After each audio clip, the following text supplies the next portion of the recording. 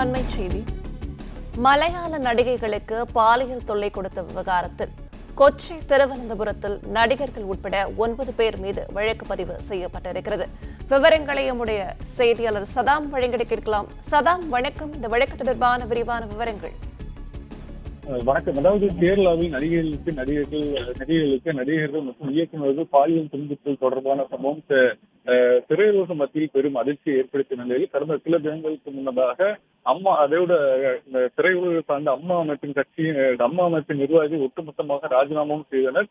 இன்றைய தினம் முறை பல்வேறு நடிகர்கள் மற்றும் இயக்குநர்கள் மீது அடுக்கடுக்கான பாலியல் குற்றச்சாட்டுகள் வெளியாகி வருகிறது. கேரள அரசால் நியமிக்கப்பட்ட சிறப்பு குழுவும் தற்போது அமைக்கப்பட்டு விசாரணை மேற்கொள்ளப்பட்டு வருகிறது. இன்றைய தினம் பிரபல நடிகர்கள் ஜெயசூர்யா மற்றும் முகேஷ், இடைவேளா பாகு, மணியன் பிள்ளை, சித்திக் என 5 நடிகர்கள் மீதும், அதே போல இயக்குனர் ரஞ்சித் மீதும், மேலும் திரைப்பட தயாரிப்பு பிரிவை சார்ந்த ஒருவர் மீதும், காங்கிரஸ் கட்சியை சார்ந்த ஒருவரான VS சந்திரசேகரன் உட்பட 9 பேர் மீது திருவனந்தபுரம் நியூசன் காவல் நிலையம் மற்றும் கொச்சியில் உள்ள காவல் நிலையங்களில் வழக்குகள் பதிவாகியுள்ளது. தொடர்ந்து ஏராளமான நடிகர்கள் தங்களுக்கு ஏற்பட்ட பாலியல் குற்றச்சாட்டுகளை வெளிப்படுத்தி வருகின்றனர். இந்த சம்பவம் கேரளம் மட்டுமல்லாமல் அனைத்து மாநில திரைத்துறையை மத்தியில் பெரும் அதிர்ச்சி ஏற்படுத்தியுள்ளது. தொடர்ந்து நடிகர்கள் மீதான குற்றச்சாட்டு தற்போது வரை வெளியாகி வருகிறது.